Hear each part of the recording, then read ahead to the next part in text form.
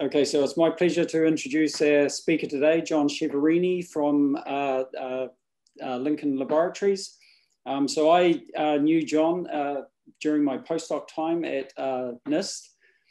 He joined us, as I said, about the same time that I started there. And one of the tasks that he was set to was developing a better way of making ion traps, basically, since they were not a pleasure to put together in the standard way.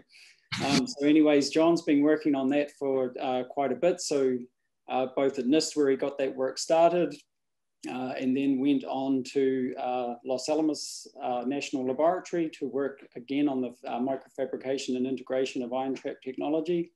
And he's now moved over to Lincoln Laboratories, and he's made some pretty impressive progress on developing the microfabrication techniques for this particular technology. So it'll be interesting to see what he has to say today. So with that, I will hand you over to John. Thanks a lot, Murray. It's really a pleasure to be virtually here.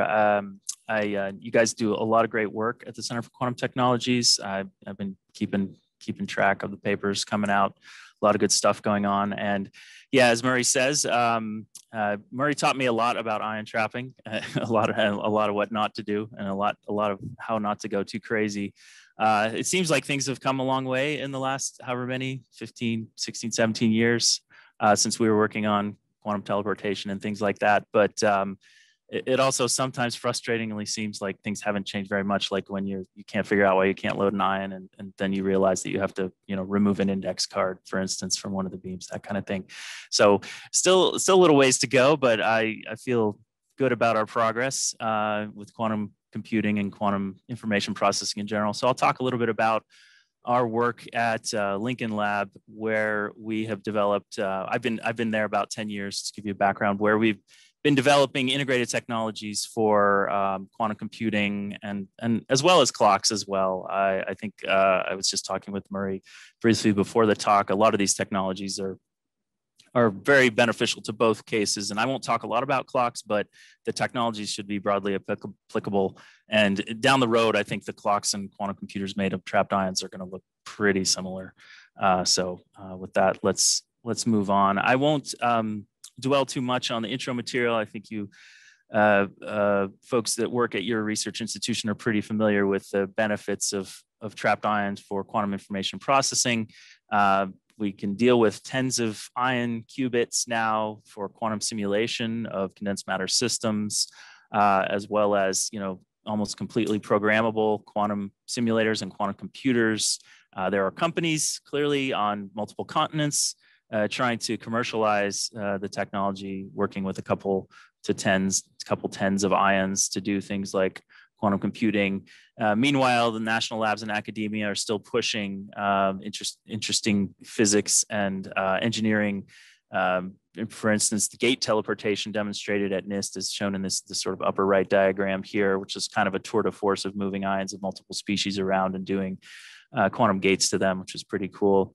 And very high fidelity gates, and the highest fidelity 2-qubit gates in any technology demonstrated, in trapped ions, more than 3 nines fidelity. So, and very, even fast, even though ions are slow compared to other technologies, even starting to get very fast, as demonstrated by Oxford, if you're willing to turn up the laser.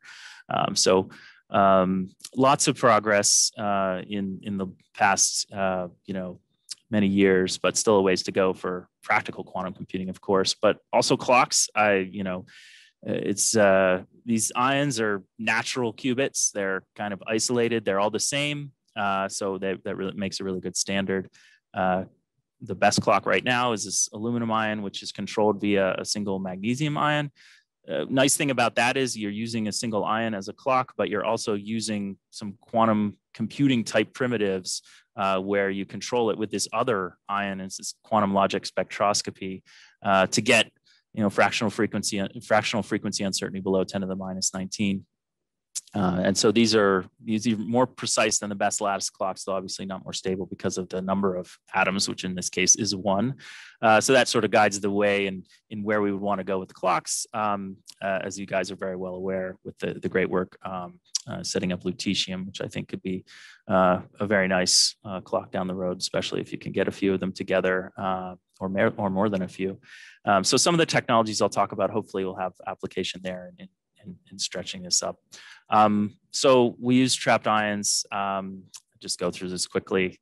Just for those who may not be aware, we utilize, an atom, and we take off one of the electrons. In our case, maybe not in the case of lutetium or other more complicated ions, we only have one electron in the outermost shell after we do that, and then we can use that shell as one quantum state, but we can also then use electromagnetic radiation to change the state to another state and use these two states, say a metastable level in this case, as another qubit. And depending on how you apply that radiation, you can create superpositions, et cetera.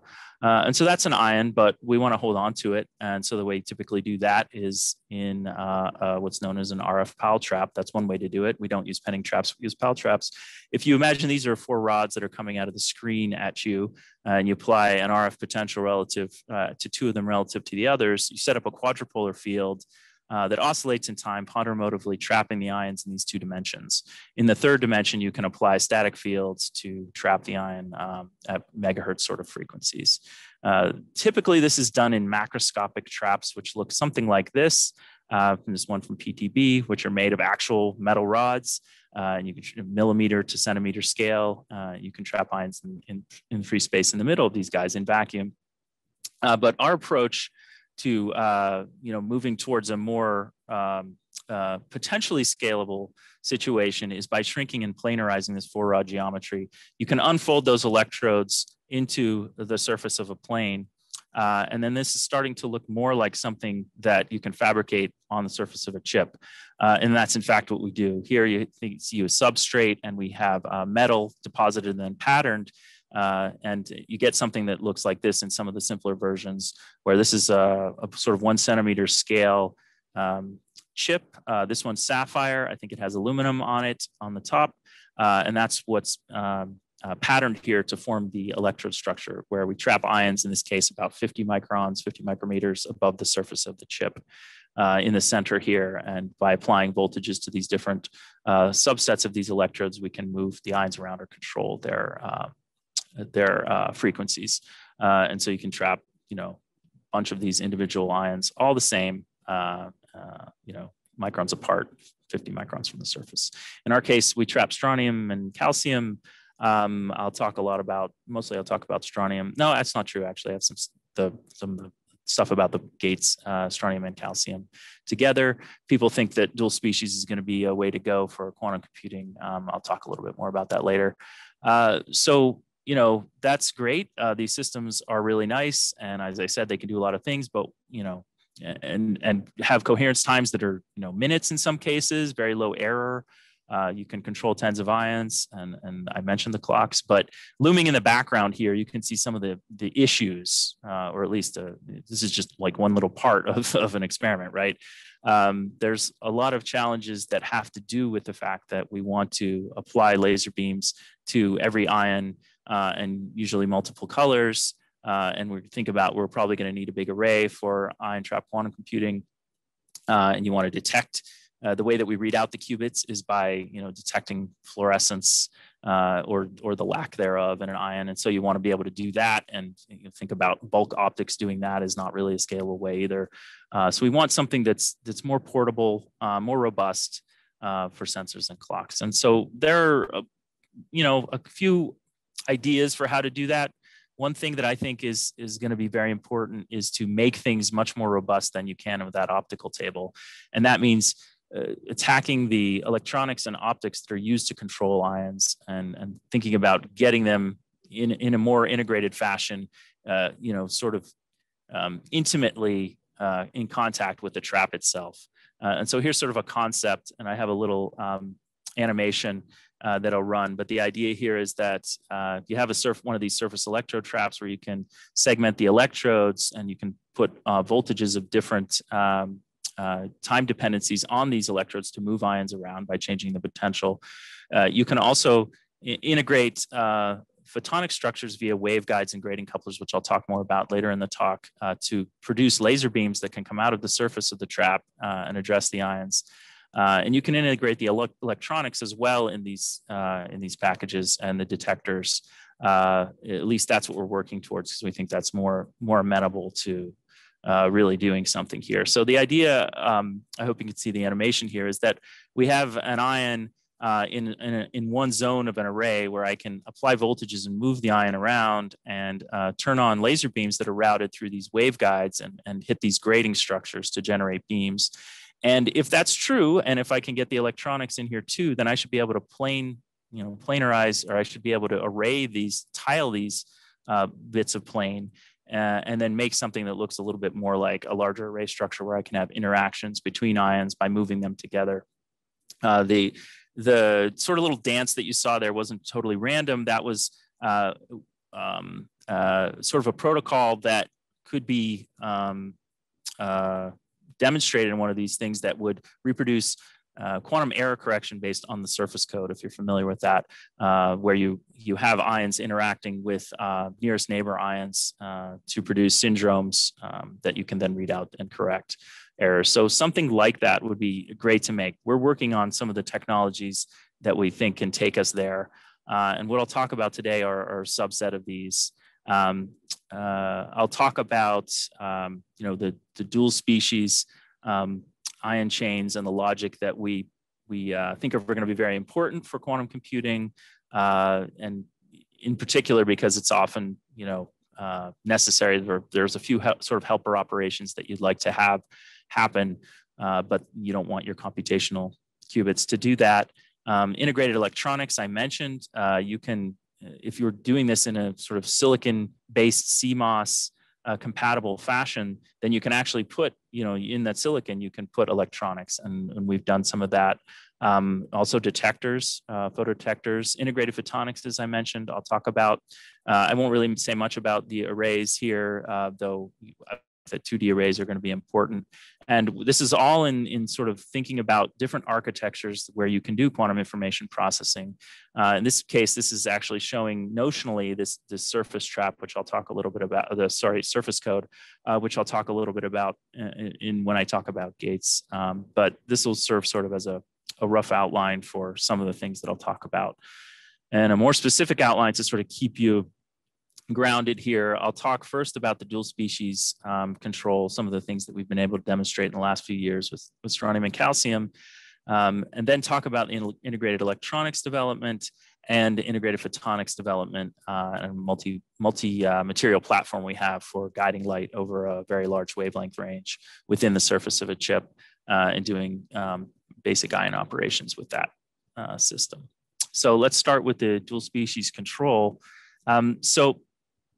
One thing you really need for quantum computing that you don't yet need for clocks, but you probably will someday if you want to do real entangled stuff, is 2-qubit entangling gates. And so we've demonstrated Mulmer-Sorensen type interactions, based on this kind of Hamiltonian here, which is generated by coupling to the motional sidebands, we call them, of the ions in a trap.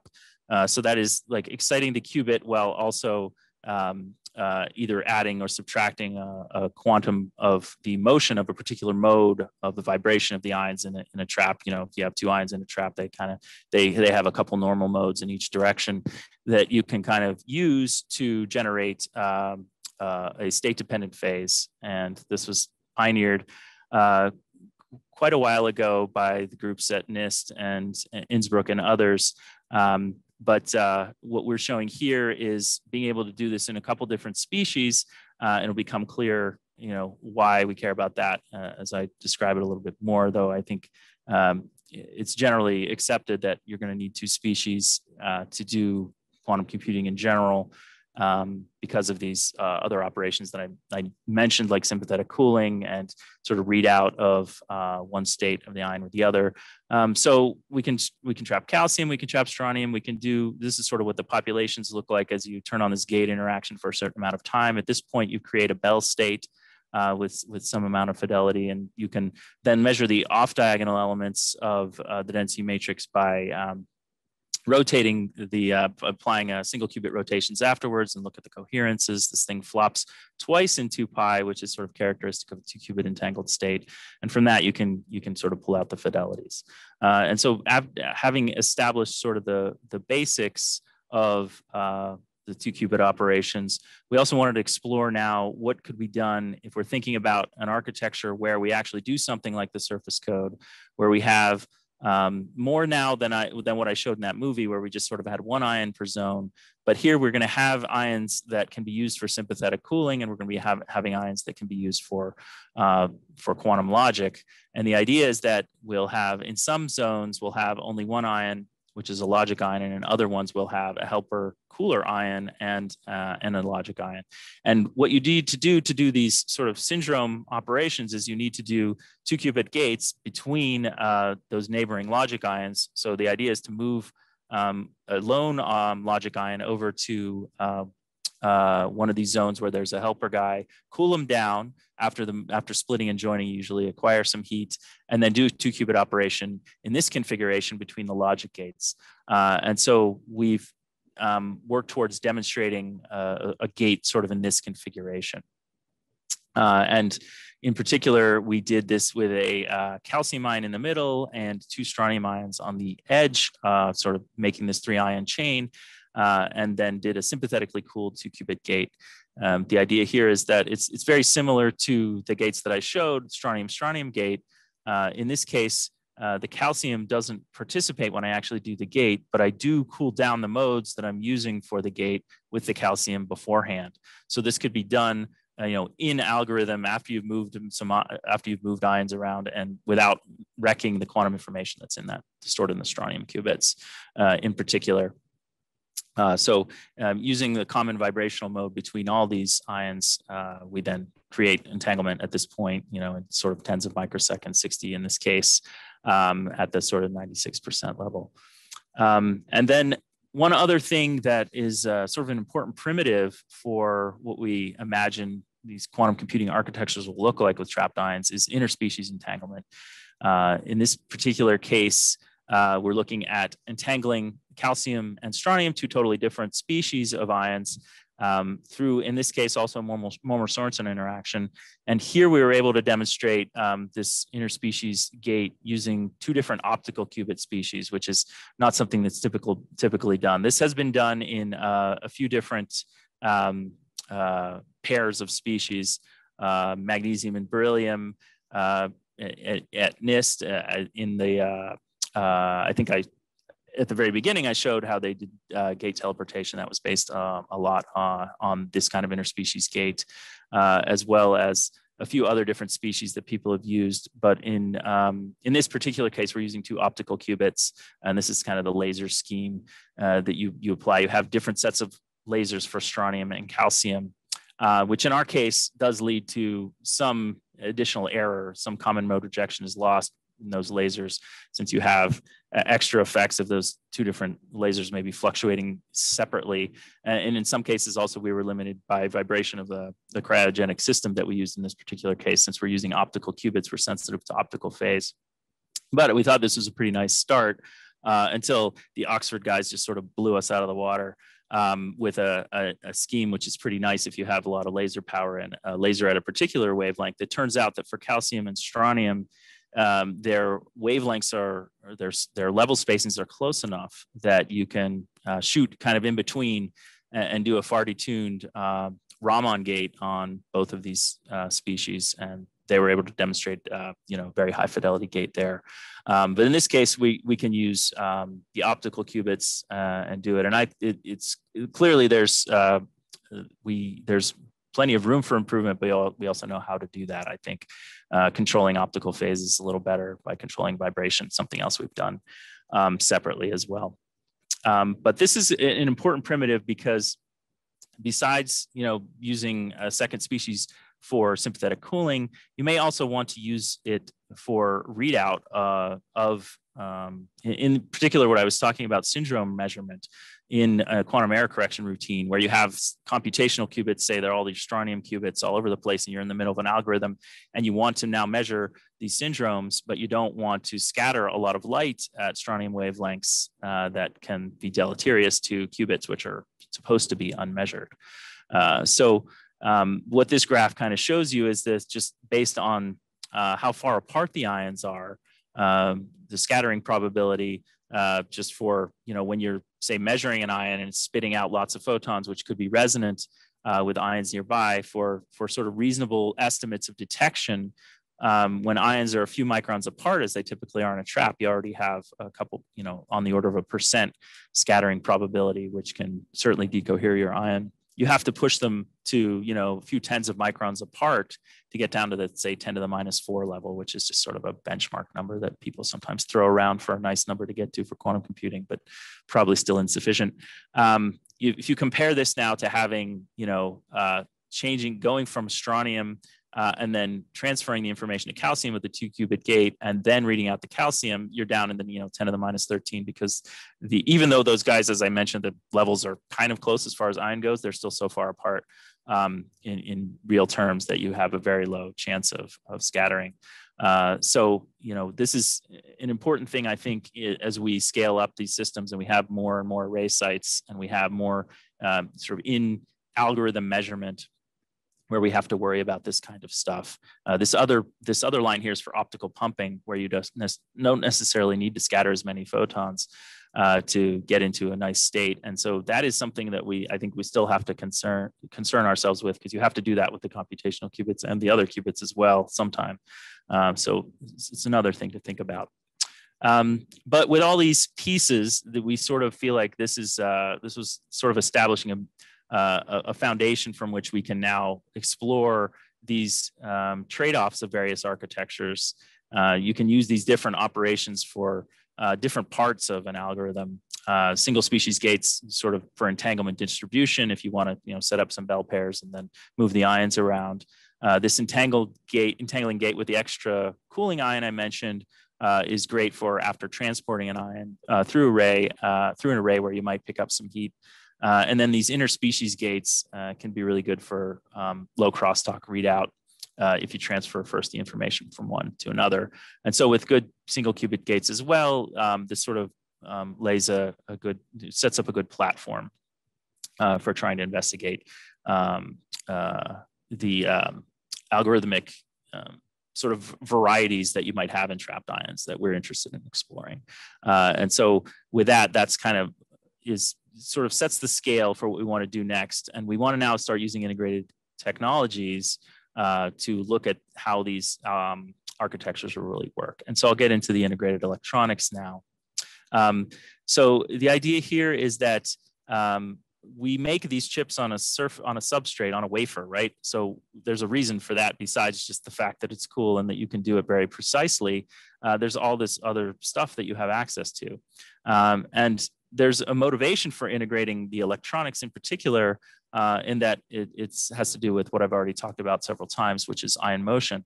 So the idea of moving ions around an array via variation of the electrode potentials really enables architectures like the so-called quantum CCD architecture, first suggested a while ago by Dave Wineland and folks at NIST, where you have multiple zones and you only have a few qubits in each one, a few ion qubits. The idea there is that the highest fidelity gates that we've been able to do so far and that people can do now are when you come about when you only have a couple ions in a zone.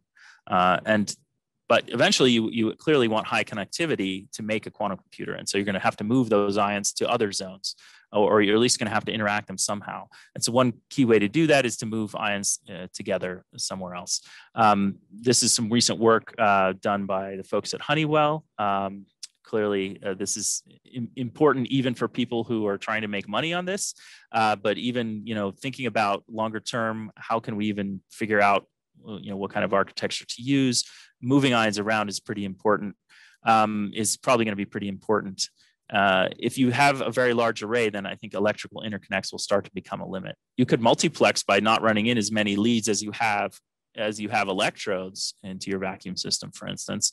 But this of course, comes at a cost of speed. And so one way around this is to actually do this voltage production on chip. So then you don't have to worry about this sort of fan out problem. You have, especially if you can think about a 2D array where you have all the electronics underneath and you can just bring the wires directly up. You can then not worry about this issue with all the wires, but also you can then utilize on-chip microprocessors and other things to implement this time-dependent voltage updates to do things even potentially much faster than you could if you're using even the best stacks that are outside your vacuum system meters away. So the idea is you could do standard motion subroutines, calibration, everything. All this stuff could be sort of going on automatically. You don't really have to have very much classical communication going back and forth between the chip and the controller at all. So we decided to give this, sort of a first shot by developing integrated digital to analog converters and utilizing some of the CMOS capabilities that you have when you make a trap in one of these processes. So the idea here is that we wanted to bring about ion movement by dynamically varying the voltages, say on a segmented trap, something like this. This wasn't the exact one we used, but I'll show it. But by applying different voltages as a function of time here, each one of these controlled by one digital to analog converter, one DAC, that's integrated in the chip, you could move the ions around. And the idea here is a hybrid approach where we have low voltage CMOS for the digital to analog converter. Low voltage CMOS is kind of the smaller you go in terms of the size of the CMOS transistors and everything else, the lower voltage you usually typically go to. And so the more advanced nodes, as they say, are the ones that are low voltage.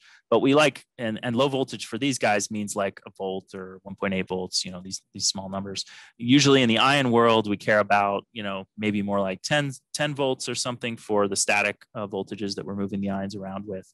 And so in this case, we use the low voltage CMOS for the DACs, but a high voltage CMOS amplifier that's still on chip that is larger, still microfabricated, but has sort of larger components to have more isolation and prevent breakdown.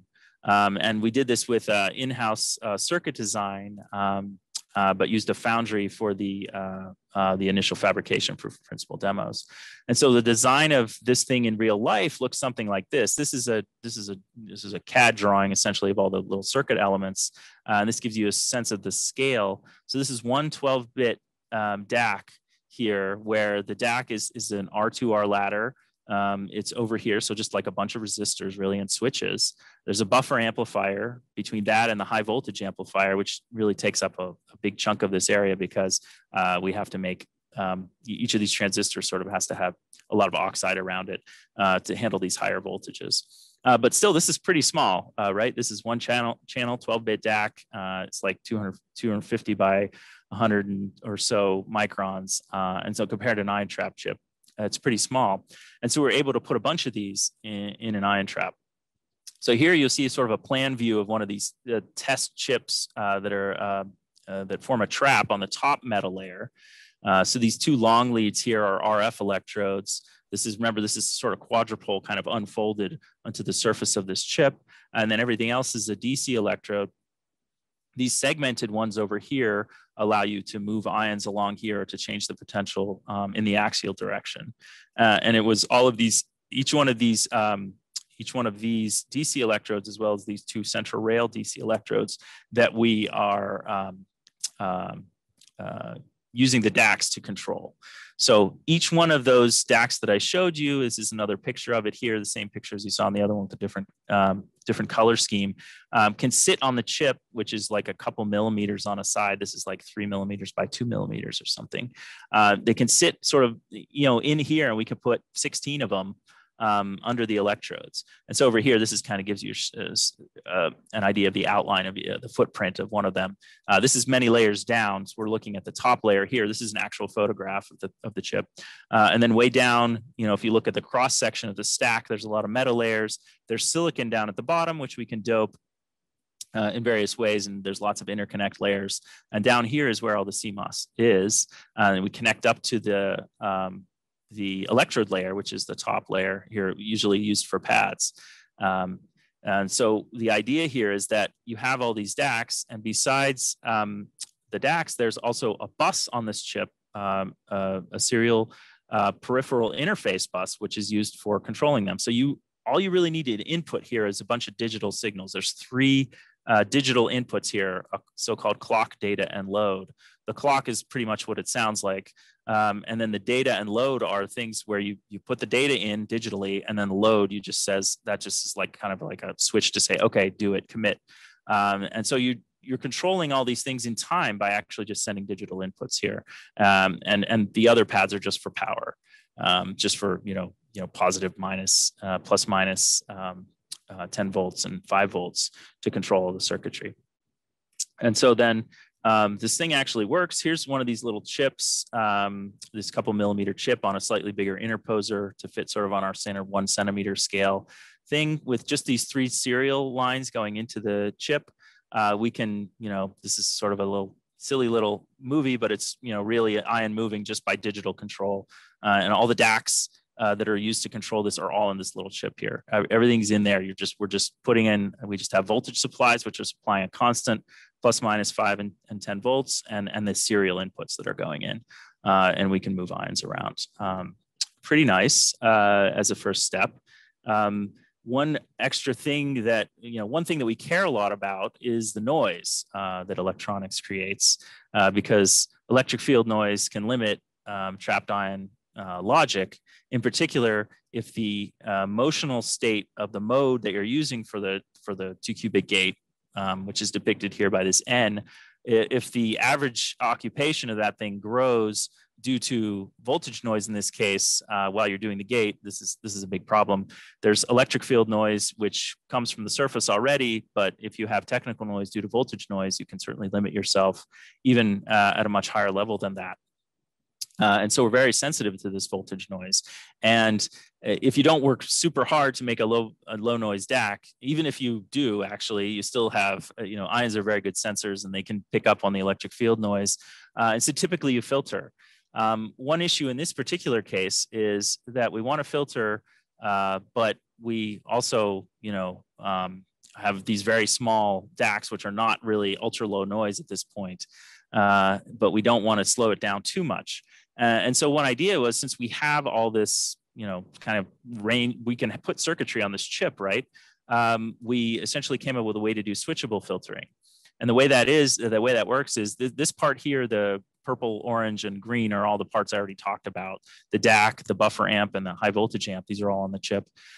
We also put on the chip an electrode isolation switch. So this is essentially 2 FETs, which you can essentially just you can think about it as just like disconnecting the each DAC channel from an electrode and then connecting it. And so when it's connected, you can essentially update the DAC and you'll update the voltage on the electrode. But since the electrode is a capacitor, essentially as shown down here, we can unhook the DAC, and then the electrode will essentially maintain the voltage for a while.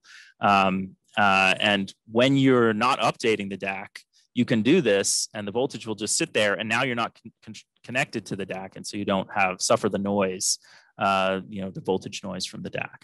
And so we investigated this as well. What you see over here on the left is measuring the noise power density from one of these DACs in the cases where we use the switch and don't use the switch. So down here at the bottom here, what you see is in the blue is sort of our noise floor for the measurement that we had at this point. This was sort of a bench measurement of these DACs. Still, these are the DACs on the couple millimeter chip. And when we open I should say, when we close this switch, so the DAC is updating the electrodes, you see kind of this green line up here. You should look at this dotted line, sort of the 1/f kind of noise that we have, which is pretty high as far as ions are concerned. Typically, for this size of trap, you'd want the voltage noise to be down at the nanovolt level to get 1 quanta per second, which is considered a very good heating rate. But if it's up here, you're going to have thousands of quanta per second. But when we open that switch, which is shown by the red, the noise essentially goes down to the noise floor, and we think it's significantly lower than this, judging by the resistance of those FETs when they're open. And so that was nice to see, but we wanted to check with an ion. And so what you see over here is the average motional quanta of axial mode of a single ion here, calcium at a 1.5 megahertz. After we cool it down to the ground state and then let it sit, you know, in the dark for a while and then see what kind of temperature it's acquired. In two cases, one case where we have that switch closed, so we could essentially, you know, it's connected to the DAC. We see on the order of 1,000 quanta per second here. But then when we unhook that switch, we charge up the DAC and then unhook the switch. We see that the heating rate drops by more than an order of magnitude. And where we're limited here is actually, we think, due to so-called anomalous heating, is surface electric field noise due to the just the surface being at the surface, this temperature that the DAC, that the chip got to when we were using this DAC. So what we can see is that this sort of works to reduce the susceptibility to the voltage noise, with the only limitation that obviously you can't be updating the DAC while you're in this low noise mode. But for many of the things we do where we kind of move the ions around and then we want them to stay put while we're doing a gate, that's okay. You can unhook you can sort of open the switch, do the gate, and then close it, and then move the ions along. That seems like that should work pretty well. And we've definitely seen that the voltage kind of hangs out on these electrodes for, you know, on the order of a minute. So you don't really even have to update this very, very fast. And so now I'll move on to, having talked about electronics, I'll move on to integrated photonics development. Obviously, moving the ions around is very important, but the main thing we use to control the quantum state of ions is laser light. As I'm sure you're very aware, it's both the strength and the bane of our existence, because lasers are great in terms of allowing spontaneous emission, which produces really good measurement and really good state preparation in ions. But lasers are not RF sources, and they're just kind of crappy. But also, you have to kind of send them around with bulk optics. And so the platform that I'm going to describe is sort of a way to get a lot of that routing onto the chip to at least make some of that a lot easier. What are the main motivations? Well, a real big one for us is reduced beam pointing instability. A typical setup here, this is a little, I didn't really mention that we use cryogenic systems a lot, but this is sort of a little part of one of them. The cryocooler's up here kind of cools this part. But typically you bring lasers in these experiments, you bring laser beams bouncing off a bunch of mirrors through a lens, or maybe a fiber coupled, and then through a lens, and then into a window, and then into your system. And so at the very least, the laser has to travel, like 10 centimeters or something like that. And so with these free space optics outside the chamber, they're free to move due to acoustics, thermal fluctuations. There's airflow along the path, at least for part of it. Chip integrated optics can, eliminate a lot of these shortcomings. You have these stable on-chip beam paths, which are, essentially fabricated with the chip. So they aren't as susceptible as bulk things that are on levers, essentially on your table. The final optic can be essentially less than 100 microns from the ion, and the last part of free space that it's traveling through is typically going to be vacuum, because you're trapping in vacuum to have long lifetimes of ions anyway. And so the stability is one of the big things that I see as an advantage here, especially when you're thinking about making larger systems, where you're going to have to really worry about that stability on a much more larger number of components. But addressing arrays of ions is also important. So kind of the fan out capability without having to just add more and more optics, right? So you can address many ions through using things like waveguide beam splitters, which we can create right on chip, which essentially make one waveguide go into two. You can by tailoring exactly how the size of these waveguides, you can dictate what the optical mode is at this point, and you can control these things from 50-50 to just taps where you take off just a tiny amount if you're going to do a bunch of splitters. I'm not really going to talk much about our array clock concept for sort of a portable clock based on strontium. This is kind of a concept drawing for what that is. You get more ions by having individual sites where you don't have to worry as much about quadrupole shifts from the interactions in this way. And since we can hopefully utilize a lot of this technology, this should be a straightforward way to go. But this is sort of a picture of one of these chips without the metal on top. And so the red laser light is coming in over here where my laser pointer is, and it's getting routed around with several of these splitters to 4 different sites here, 4 different ion sites. And there's several other wavelengths on this chip, which I'm not showing here, but that means that there's also crossings for these waveguides. And so you have these capabilities to do sort of on-chip splitters and crossings to do fan out. A lot of the stuff that you require macroscopically on the optical table can be done on a chip, which seems like it'll be very powerful for getting to larger numbers of ions. So now I'll describe a few of these things. So these waveguides that I mentioned, the idea is that these are a high index core surrounded by a low index cladding. It's very much like an optical fiber, which you're probably very familiar with, but in the surface of the chip and fabricated at the same time as one of the steps, of lithography when we make all the different layers in the trap. So these are typically on the order of a few hundred nanometers or less. In lateral and vertical size, the mode field diameter depends on the wavelength, of course. But we can guide light like red, blue. I'll talk more about the wavelengths later in these different kinds of structures. These are test structures. It helps us figure out what kind of loss there is, due to bends, what kind of loss there is due to just propagation in linear case. In this case, you have this structure and some other ones where you kind of trombone this thing out and make it longer or shorter. And if you look at those different lengths, you can kind of get an idea for propagation loss. And you can make more whimsical structures, of course, as well. But the idea here is that you can see this light, right? So that means that, first of all, that it's guided exactly where you want it to go, but it does also mean there's loss, right? So there's scattered light that's coming out. If there was no loss, then you wouldn't see anything here, right? But I'll point out that this loss can be made very low, at least in terms of propagation. The coupling loss is still a challenge, which I'll maybe talk a little bit about later. But in terms of propagation along these waveguides, you can see light, but you can't see very much less light here than here, say. So what you know is that it's not losing tons of light as it goes along. And so we can, in fact, get pretty low loss in terms of propagation for all these wavelengths. And I have some numbers for that later on. Now, at the end of one of these waveguides, I do want to get the light out to hit an ion, right? So the idea here is that I put what's known as a grating coupler at the far end of the waveguide. And so if I look at a cross section here where I have the light coming in, if I now turn the nitride wave, or the waveguide, which can be nitride or aluminum, I'll talk about that later, into grating at this point, I can essentially scatter light out of that waveguide, and it can go into free space where I have a ion trapped above. And you can see here that the period is changing as I go along. That allows me to make a focus beam by changing the local angle at which the light is emitted.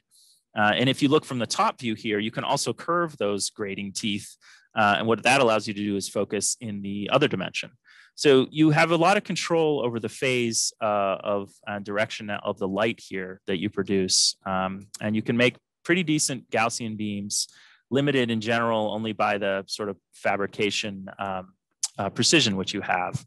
But through varying the duty cycle and the curvature, as I mentioned, as well as the pitch, you can make focused beams at different wavelengths, as long as you have the capability to do the definition.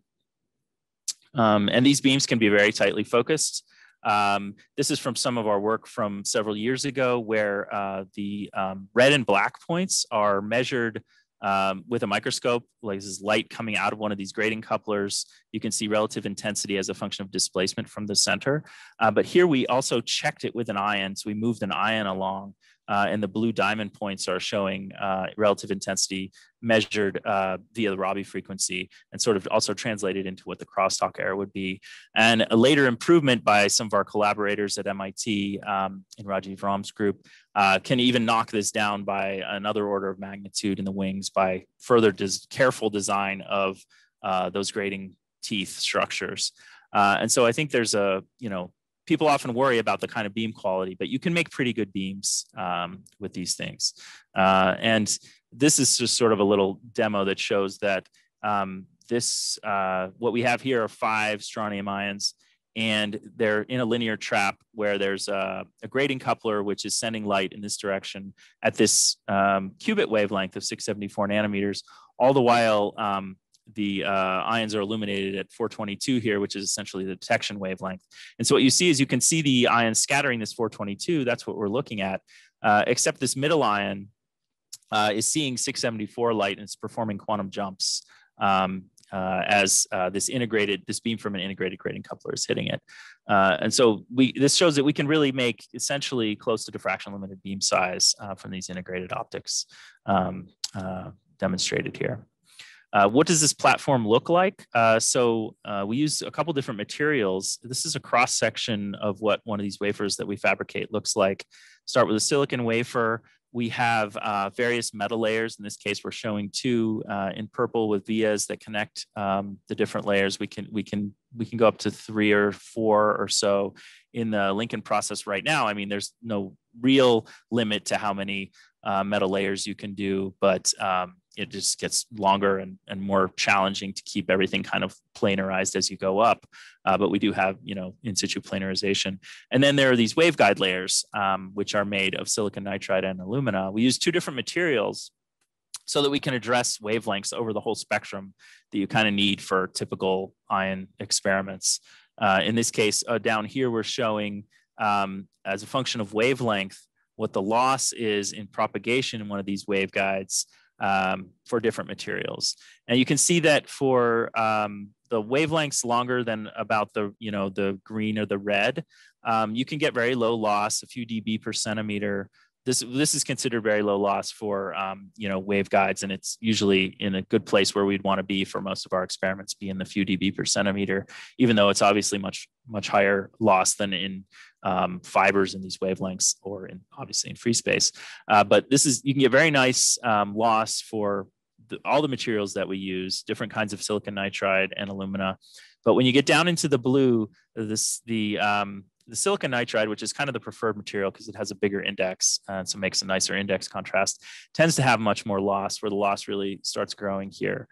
We found out that using alumina allows you to push much further into the blue. And actually, we have some sort of preliminary measurements done by some folks at NIST that this kind of goes down to 313. It still kind of follows this trend, and you have sort of on the order of 10 dB per centimeter, even down that far. But we've measured down to 370 and get 2 to 3 dB per centimeter down there. So this is pretty nice in terms of a sort of a basic platform. And so we took this platform, and some of the recent work sort of done in the last year and a half or so, which is published recently, was a trap which has integration of multiple wavelengths that you need for strontium. Here I'm showing sort of the strontium level diagram. This is the neutral over here. So we have 2-step photoionization. And then in the ion, these are the wavelengths that we typically use for Doppler cooling and detection of 422, a qubit, optical qubit light at 674 to this quadrupole transition, to this D level by a quadrupole transition, and then some repumpers in the IR and quenchers. We made a trap where we have a linear trap again, but where we have 4 different gratings sort of served by 4 different waveguides that come from the edge of the chip. Here we're looking at part of the chip here. The light comes in through the edge, is routed via waveguides to these grating couplers. And this is an SEM picture of what the windows in those electrodes look like, and there are gratings underneath each of these. You can't see them in this picture, but we can move the ion along this direction, and each of these has different wavelengths that can be delivered.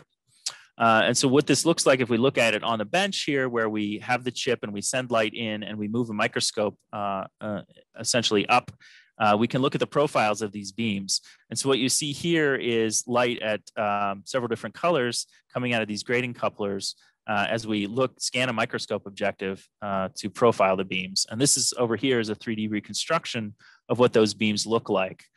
we'd have the ion trapped up here. Unfortunately, not exactly at that intersection. It turns out the angles of all these were a little bit off due to a index difference in the material from what was deposited than what was designed.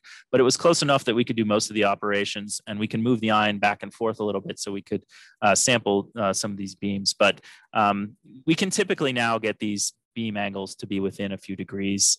So it works pretty well. After measuring it on the bench, we wanted to test it with ions. So the idea here is that we have a cryogenic system. We want to get these wavelengths in via fiber. What you see here are several fibers that are going in through a fiber feed through. We didn't get too fancy here. For a cryogenic system, you can get away with a lot of things. And so these are holes drilled in a con flat and filled up with source seal, essentially. That works pretty well. It's much better than you would think it would. And then the fibers come down and they can be attached to the chip through a V-groove array glass block here. Each of these fibers is sort of sitting in its own groove, and we can align them to the waveguides that come to the edge of the chip, optimize that coupling, close it up. This is kind of the close-up of the chamber. It's kind of similar to the one that's behind me here. This is a part of our cryogenic system where the ion trap sits in the middle. And then we can move the ion along and actually look at these profiles via ion operations.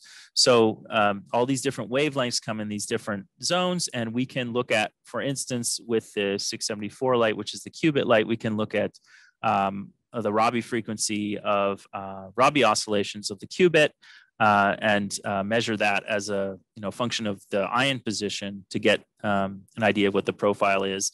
With these IR beams, we essentially see how fast the ion can be quenched or what is the brightness when we keep the 422, the readout beam constant in intensity, and then scan the ion to change the 1092 repump intensity. And similar with the 422. What you'll notice here is that the lines are profiles that we got from those ex situ measurements by scanning the microscope, and the dots are ion measurements. As you can see that it's pretty nice. What we see on the on the microscope in terms of the intensity is pretty much what the ion sees, which is pretty nice. We also demonstrated photoionization, so creating ions from a neutral atom flux using these integrated photonics. Also did quantum operations with these.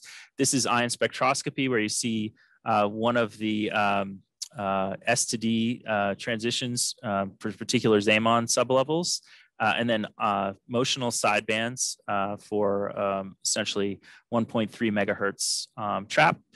So these are the the essentially James Cumming Hamiltonian type interactions here, the sidebands that I mentioned before. Do Rabi oscillations on this transition, can do Ramsey experiments with these integrated photonic beams. So they seem to work pretty well. And what's more, we also were able to do a rudimentary ion detection using only integrated beams. So strontium requires a 422 and a repumper 1092, similar to what you might be familiar with for barium or calcium. In our case, we were able to have them both on at the same time and detect with 99% fidelity. I'm going to speed up a little bit because I have a few more slides I'd like to get to, and I would like to finish with time for questions. So one other thing that we were able to show is an increased resilience to vibrations. I alluded to before the optical phase that we're sensitive to, and if we have a cryogenic system which vibrates, that can lead to rapid decoherence, which you can kind of see with a free space beam here, looking at Ramsey contrast decay as a function of acceleration. We're able to kind of change how much this cryogenic thing vibrations couple to the trap. But using an integrated beam, we essentially see no decay at this coherence level, and that we really attribute that to sort of the common mode vibration. And we think this resilience could be really potentially useful for clocks and other, as well as quantum computing. I'll point out work at ETH Zurich, which is complementary to ours and shows multi-qubit operations here only at one wavelength, but with really high fidelity. And so with the demonstration of multi-wavelength capability and 2-qubit gates in these systems, I think that this is really a potential avenue for good control in trapped ion systems. Where we're going next is with this kind of thing is to look at multi-zone qubit operations to really study some of the drawbacks and make sure that there aren't too many gotchas with this technology. We want to do gates in multiple zones, single and 2 qubit gates, and look at crosstalk. And of course, there is optical loss. And so on the materials and fab side, we're looking there. One other potential thing that we think we can use this kind of technology for is remote entanglement generation on a chip. You may be familiar with this kind of remote entanglement generation where you collect a photon from each of 2 ions, match it on a beam splitter, look for coincidences, you can generate entanglement. It turns out that we think we can use these gratings in reverse, essentially, for collection of light. And then you can make a beam splitter on chip, and you can even make detectors. And so this might be a nice way to speed up remote entanglement generation by being able to multiplex by having lots of these traps on a chip. And speaking of detectors, I did want to mention that we have some work with Avalanche Photodiodes. The idea here is that using CMOS, you can also make detectors that are sensitive in the blue, where strontium and calcium are emit.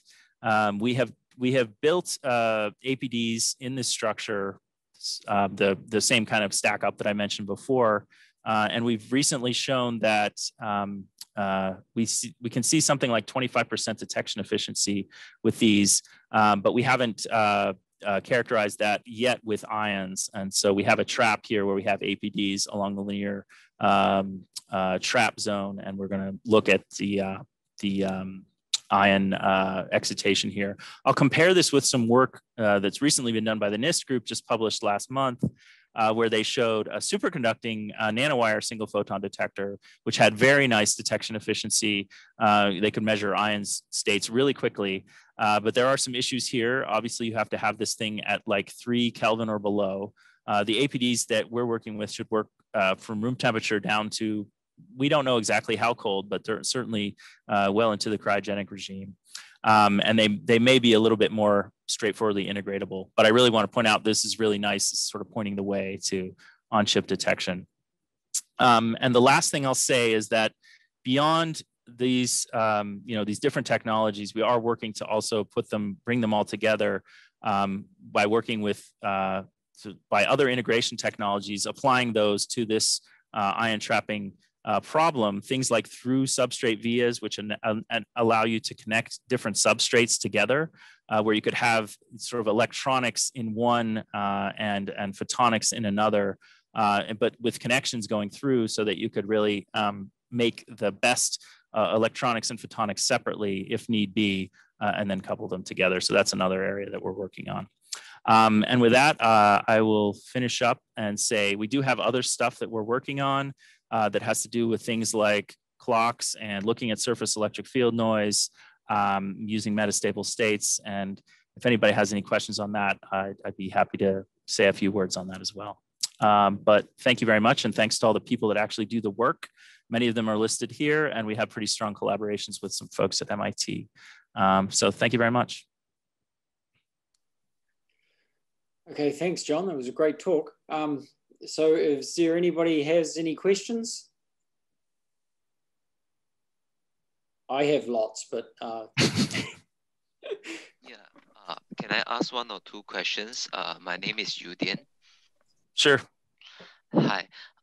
First, I'm curious about the focus of the grating coupler. So is there any optimization required in terms of the radius or the shape of the taper for the grating coupler? Because we are talking about a very stringent beam width of around less than 10 micrometers. So is there any specific design needed for the grating coupler to be focused? Definitely.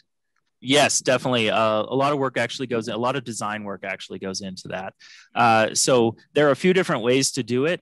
Really, ultimately, when you think about, I want a nice tight Gaussian beam at the position of the ion, I mentioned that you have to kind of tailor the duty cycle and the pitch of the grating as you go along, as well as the curvature.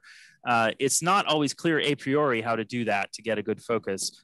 One way to do it is actually what's known as sort of a holographic method, where you take the beam that you want to produce and you project it backwards. and you interfere that with light that's coming, the mode of the light that's coming down the waveguide.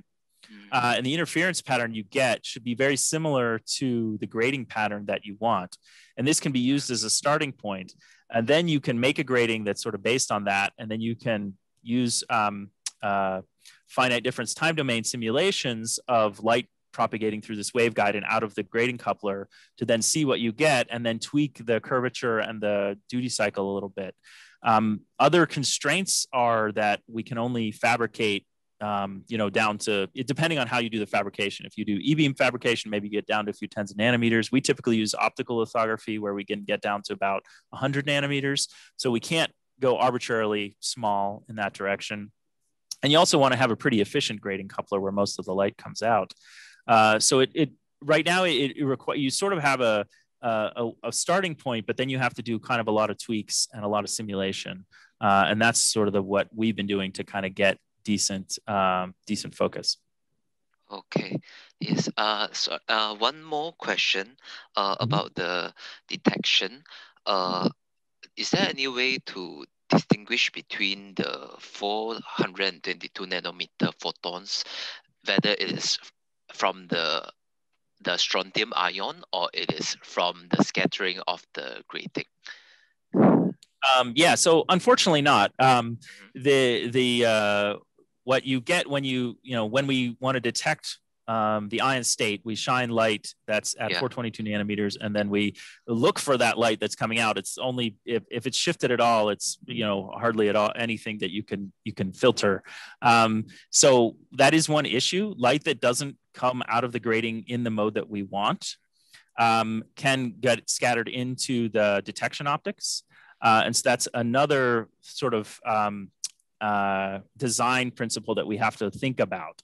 We want to minimize scatter into unwanted directions. But I will say that there is scatter that we do often see in the detection if we use the integrated photonics. And that's actually what limits this detection to not being so good. This was proof of principle detection, and we could see these histograms where you have the dark state versus the light state of the ion qubit. But you can see it's not really good, and it took a while. So this can be improved, both we think with the overlap of the ions as well as minimizing the scatter. We do have some other work. I don't think I have a slide here where we are looking at alternate readout techniques, where instead of using 422, you use essentially light that goes to one of the quadrupole transitions and then up to the P1/2, where then you get emission at 422 without having to put any light in there. We've done some basic work on that to show that you can do that with a qubit while keeping an optical qubit. And that could be, for instance, something that could minimize or reduce the effect of the scatter, because you could filter out the scatter in that case. Oh, okay. Okay. So thank you. Yeah. Sure. Thank you very much. I'll ask a question. Have you ever looked at the RF currents that you get in the trap and the effect that they can have? Do you mean you're thinking of like AC Xenon type of things? Yeah. I'll say that we haven't looked in particular at it, but I know that the currents are pretty high. One issue I will say with this kind of geometry, which you're probably well aware of, for that kind of thing, is that you lose some symmetry here that you may already have in the 4-rod geometry, which maybe then can cancel some of those, the effective fields that you would see at the ion. In this case, all the electrodes are on one side of the ion. And so I don't think there's as much cancellation. And so I could imagine that could be a little worse here. But I'll say that the kind of currents we get, typically these traps are smaller, and so we don't have to put as high voltages on them. And the capacitances are generally smaller because the capacitance will go as the size. So the currents can be smaller, but I don't think I've worked out exactly the scaling. I have to think a little bit about that to see, to go to what the AC Xenon could be like. But I will say that we do lose some symmetry in going to this kind of thing where the ion is not trapped in the middle of the electrodes. And it would be something to worry about at some level. Okay. And then I guess the other question that I had was actually related, or I have a few questions that I had was the heating that you get from your DACs. So do the DACs themselves generate like thermal heat, and does that actually become somewhat of an issue? Yes, indeed. But I'll say that these were the simplest possible things we could create, and we did not focus on low heat dissipation. But you're definitely right that we saw this temperature here of 50 Kelvin was well above what we typically see if we don't have something in the chip which is generating lots of heat. We can typically cool these things down in this particular cryogenic system to on the order of below 10 Kelvin, 6-7 Kelvin, and we know that in this case we were dissipating on the order of 500. It was several hundred milliwatts. And so the ion was definitely heating up when we had this thing running at full tilt. We have come up with a few ways to counter this. In particular, I think I mentioned that we had this switch that could now allow us to unhook the DACs from the electrodes. In that, if you just use that, the DACs are still on and they're still dissipating heat, but you can also turn the DACs off at the same time. Which is something that we are thinking about for sort of a next generation device. And when you're not updating, you don't even need to do that. But there are also ways to focus on less heat dissipation. If that's the sort of a design principle for a DAC, you can make less power hungry DACs. They may be slower, so there are trade-offs. But also, I'll point out that for something that's operating at room temperature, I don't think that this kind of power dissipation would be a big issue. As long as it'll heat up things a few degrees, and as long as you know what that is, and you don't have a big uncertainty for something like a clock where you're worried about the black body, I don't think that would be a terrible issue. But if you want to keep it cold, you probably have to do better heat sinking than we did, or do some of these other things that I mentioned. How long can you switch those? How long can you disconnect the electrode for? It seems like minutes. Wow. It seems to. Yeah, I was kind of surprised, but the capacitance. So the electrode has a capacitance of, I don't know, a few hundred femtofarads or something, and it seems that the loss of the material, the oxide, essentially that's used in these traps. In this fabrication, I should say, is low loss enough that it doesn't seem to have a lot of leakage. We were kind of surprised. We thought that wasn't going to work so well, but or that we were going to have to update more frequently. I'll just say that is what we thought. But it turns out that we could, just sort of when we were studying this, we could just sort of update those every say 30 seconds or a minute, just to be on the safe side. And we didn't see any serious droop in that time. Okay, cool. Okay, so do we have any other questions from the audience? Yes. Oh, sorry. Sorry, this is Hong. Actually, I only have the one quick question. I saw you have aluminum oxide coupler, right?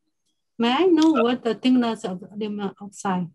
Aluminum oxide? Yeah. Yeah. So one of the waveguide layers is aluminum oxide, in particular for the bluer wavelengths, because it's lower loss. But the coupler itself, we still make out of silicon nitride. I didn't go through this, but what this is supposed to depict here is that for the blue wavelengths, say, we route them mostly on the aluminum oxide, but then at the grading, we transition to silicon nitride for a very short part before the grading. It turns out that gradings are easier to make in silicon nitride because the index contrast is higher. And we wanted to maybe just have like sort of all the gradings will be in one material. We found the design to be a little easier that way as well. So what you need then to do is you just need these interlayer transitions, which can be pretty straightforward. If you think about, I have an alumina waveguide and I have a silicon nitride waveguide above it. If I taper that alumina waveguide down, as I taper up the silicon nitride from nothing, I can get the mode will grow coming out of the alumina, and then the mode will be sucked into the nitride as that thing gets bigger. And so you can make a transition this way between these layers, and that can be pretty low loss, definitely less than, fractions of a dB for making that transition. And, then you can go into the silicon nitride and have a little bit of a stronger grading in the silicon nitride. Yeah. So what's the thickness of the aluminum oxide? The thickness is 100 nanometers. Okay. Is typically what we use for the aluminum, and the lateral dimensions for these wavelengths are typically on the order of 500 nanometers for the blue wavelengths. Okay, thank you. Okay, Manas. Hey, John, thanks. Very nice talk. I have two questions. Basically, one is related to the earlier slide, which was showing about the heating rate measurement when you disconnect the DAC. Yep. Okay. Yeah, right. So you measured only for a short while the other one is for a very long time, right? And any reason behind that? No, just like we typically, I don't know. No worries. Yeah. No, sorry. I don't even remember why we would have done that. There's nothing weird that goes on here. But this particular data, yeah, that's a good point. I don't think I remember. No, I was more thinking whether the voltage was going down as you were measuring. So that could be.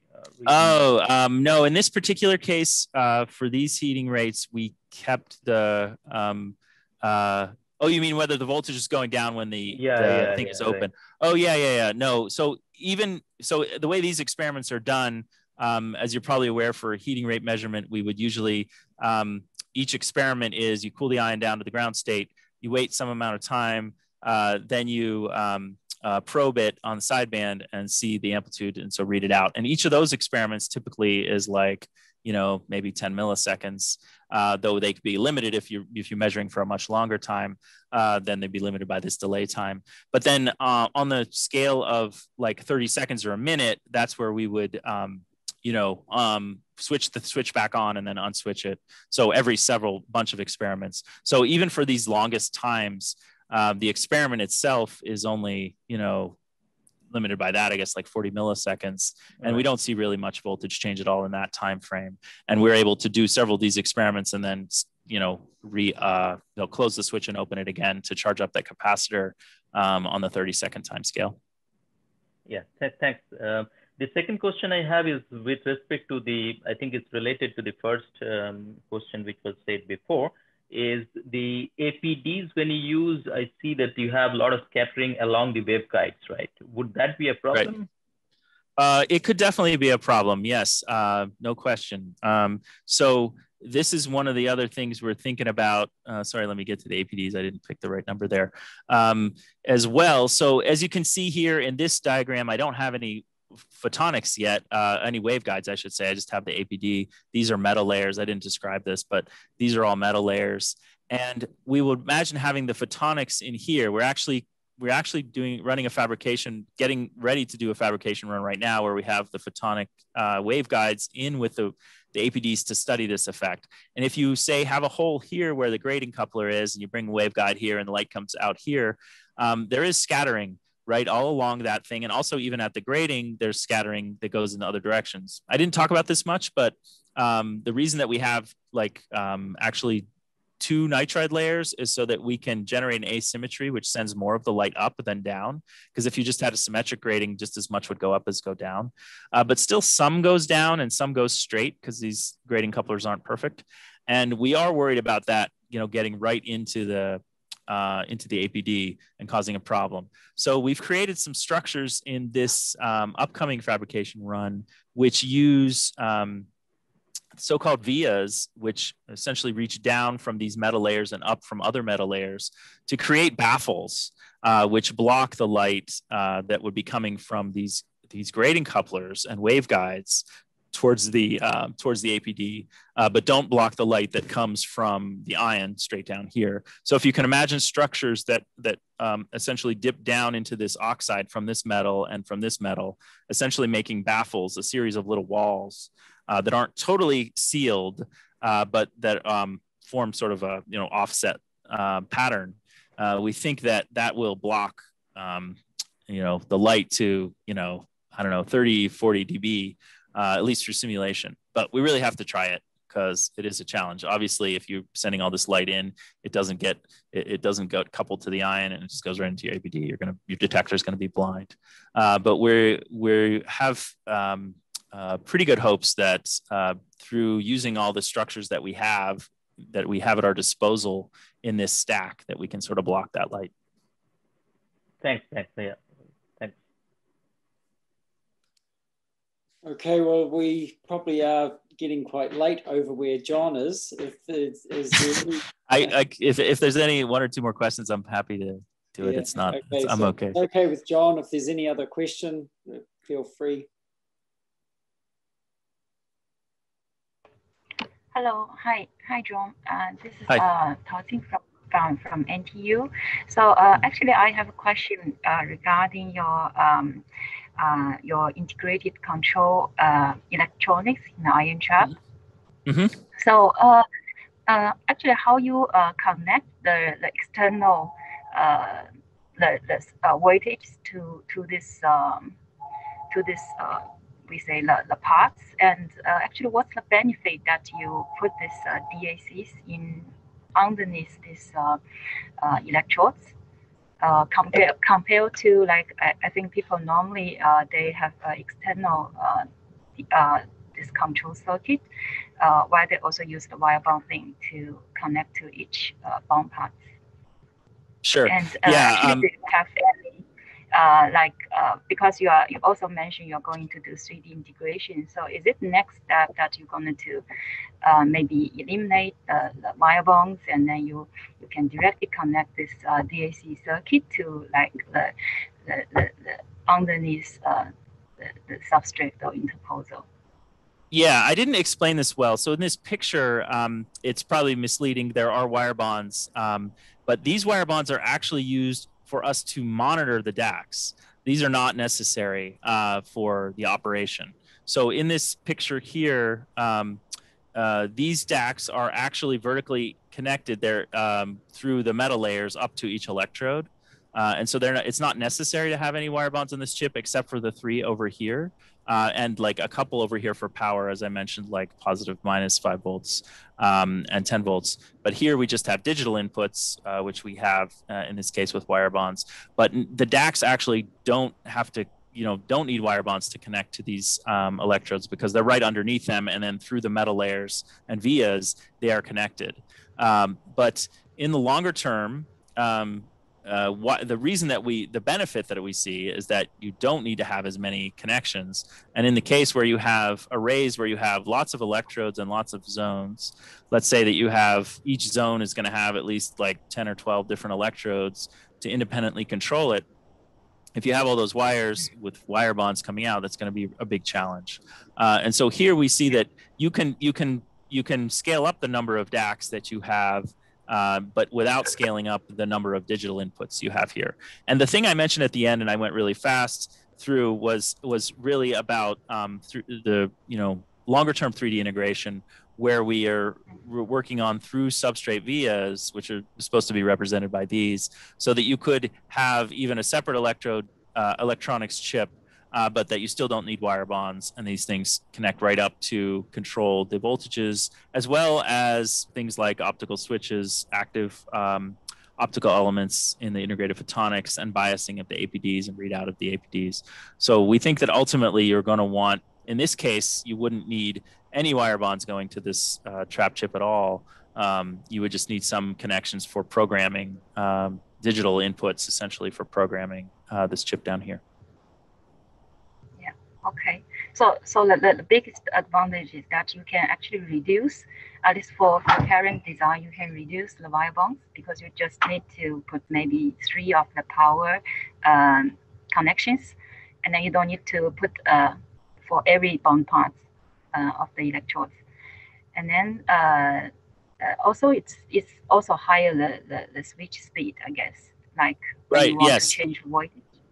Yes, we think that we ultimately, I don't think we didn't demonstrate here the fastest ever, but we think that these things should inherently be, sort of gigahertz speed, and you're only going to be limited by if you do it this way, by things like capacitance of the electrode and things like that, you won't be limited by the transfer function of like, wires coming in from DACs outside and through the vacuum system and into the chip. You should be able to do much faster switching in this case, but that requires, I think, careful co-design of the ion trap itself for considerations of filtering, what the electrode sizes should be, how exactly the signals are routed within the chip. But I think that much higher speeds are possible this way too. Okay, thank you very much. Sure. Okay, is there any other last quick question maybe?